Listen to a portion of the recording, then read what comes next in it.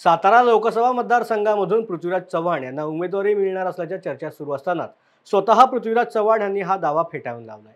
आज पदाधिकारी नियुक्तीच्या एका कार्यक्रमानंतर त्यांनी माध्यमांशी या विषयावरती संवाद साधला।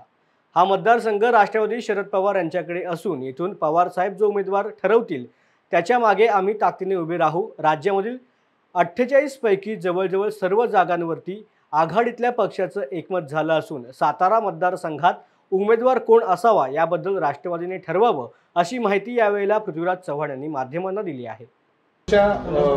नावाची चर्चा सध्या सुरू आहे की सातारा मतदारसंघातून तुम्हाला उमेदवारी देण्याबद्दल एक महाविकास आघाडी चर्चा सुरू आहे। याच्याबद्दल हे पहा, हा प्रश्न महाविकास आघाडीचा नाही, हा मतदारसंघ राष्ट्रवादी काँग्रेस शरद पवार गट यांच्याकडे गेलेला आहे। महाविकास आघाडीच्या जागा वाटपाचा 48 जागांचा बहुतेक जागांचा निर्णय झालेला आहे। ज्या पक्षाकडे ती जागा जाईल त्या पक्षानं आपला उमेदवार ठरवायचा आहे।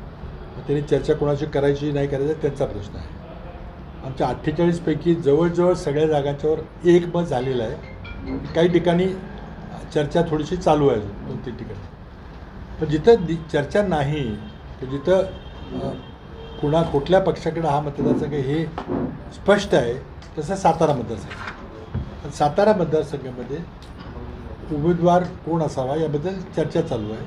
माझ्याशी चर्चा झाली की आपल्याला काय वाटतं कोण वाटतं। काल जयंत पाटलांची माझी चर्चा झाली, मी माझी मतं त्यांना सांगितली। पण शेवटी आम्ही त्यानंतर पाटणला आणि कराडला महाविकास आघाडीचे मोठे मेळावे घेतले। त्या मेळाव्यामध्ये जाहीरपणे बोललो, तुम्ही ते सगळं माझं भाषण ऐकलं असेल, की हा निर्णय राष्ट्रवादी काँग्रेस शरद पवार गटाचे नेते पवारसाहेब यांनी घ्यायचा आहे। त्यांना आमची एवढीच विनंती आहे की आपण चांगला सक्षम उमेदवार द्यावा जो इथं भाजपला येऊ देणार नाही, रोखून ठेवेल।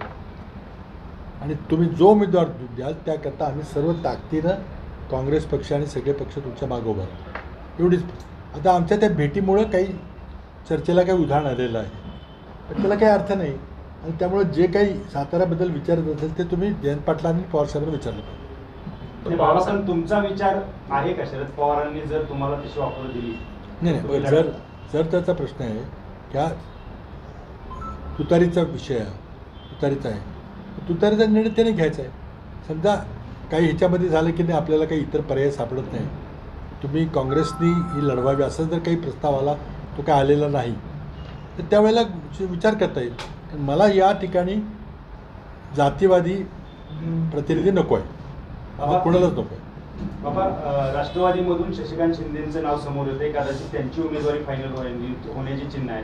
आपल्याला वाटतं का शशिकांत शिंदे ताकदीचे उमेदवार आहेत? नाही, बघा, हा निर्णय राष्ट्रवादीने घ्यायचा, तो जो निर्णय घेतील त्याच्या मागे आम्ही भक्कमपणे होते। कुणीही निर्णय त्यांनी घ्यावा।